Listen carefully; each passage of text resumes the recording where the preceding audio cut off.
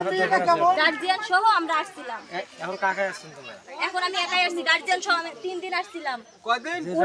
তোমার বাড়ি কোথায়, কি নাম জানতে চাচ্ছি? আমার বাড়ি অন্নদানগর। এটা আমার ফুফু শাশুড়ির বাসা। অন্নদানগর কোন গ্রাম? পঞ্চানন গ্রাম। এটা আমার ফুফু শাশুড়ির বাসা।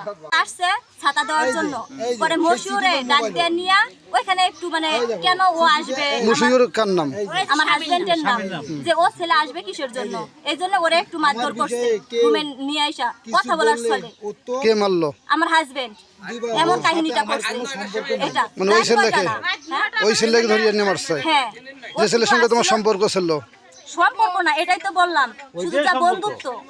এই শুনেন, শুধু একসঙ্গে আমরা যা কাজ করি। ছেলের বাড়িতে 2 দিন আছি। আমি কোন ছেলের বাড়ি 2 দিন আসি নাই। আপনি ছেলের প্রমাণ নেন। এই যে বলছে ছেলের বাড়িতে 2 দিন ছিল। বললে হবে না, এরা কি ছেলের বাসায় গেছিল? ওই ছেলের সাথে তো কথা বলতে রেকর্ড বন্ধ আছে। ওই ছেলের বাড়িতে 2 দিন ছিল, থাকার পর ছেলের সাথে প্রতিদিন কথা বলে, প্রতিদিন কথা বলে, সেই রেকর্ড বন্ধ এখন আমার রেকর্ড আছে। শুনেন শুনেন, যে এখানে চাক্ষুষ প্রমাণ পাচ্ছি আমি। এরা তো সবাই মিথ্যা কথা বলছে। মিথ্যা কথা বলবে না, মোবাইলে আচ্ছা রেকর্ড কি মিথ্যা কথা হবে? যদি ছেলের রিপোর্টে বলতো যে হ্যাঁ ওই মেয়ের সঙ্গে আমার সম্পর্ক আছে, তাহলে আমি মেনে নিলাম যে হ্যাঁ ওই ছেলের সঙ্গে সম্পর্ক আছে। ওই ছেলে তো বলছে যে না এখানে কোনো সম্পর্ক না, একটা অফিসে ঝামেলা হয়েছে কি ওই ছেলের বউ এখানে কাজ করে, আমরা একসঙ্গে মানে কাজ করি, একসঙ্গে কাজ করলে একজন ওয়াইফ দেখলে তো একটু বলবেই যে কথা বলো না, এই জন্যই যে একটা ঝামেলা, এতটুকুই। আর এরা এত কিছু বলছে। যদি ওই ছেলের সঙ্গে আমার সম্পর্ক থাকতোই তাহলে ওই ছেলে বলতো, ওই ছেলে বলতো মশুর আমাকে অনেক মারধর করছে, ওর মা আমারে অনেক অত্যাচার করে, এরা দুইজন মিলাইয়া। এই চিঠি দেখাচ্ছে না ওই চিঠিটা ভালো করে, এই যে দেখেন দেখেন আগে ওই চিঠিটা নেন ভালো করে পড়ে। আপনি গুছছে আগার বন্ধ করেন।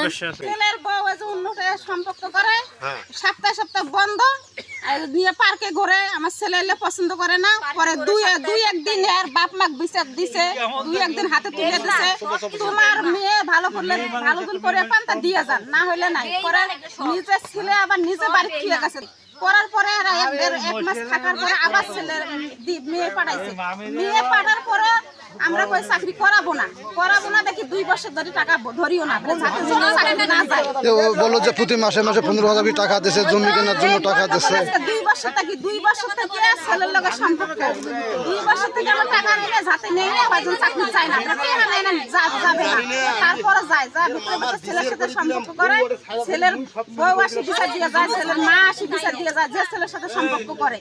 এলে করার পরে তারপরে আমার ছেলে ওনার বাপ মার কাছে হাতে তুলি দিয়ে গেছে, এক করে 2 বার করে দিছে। 2 বার দেওয়ার পর আবারও হয় চাকরি করবে, ছেলের লাগে সম্পর্ক করে রাত করি, ছেলের বাড়ি রাত 9টা বাজে যা দরজা লাগে বসিয়েছে। তা কোন কারণে? তাহলে আপনি আপনার বদল অন্য ছেলে অন্য ঘরে যা যদি ছেলের ঘরে যা দরজা লাগে বসে থাকে, তা আপনি তো কি আপনার বউ নেবেন? আমার ছেলে আর নিব না, 1 বার 2 বার 3 বার দেখছি, আর নিব না।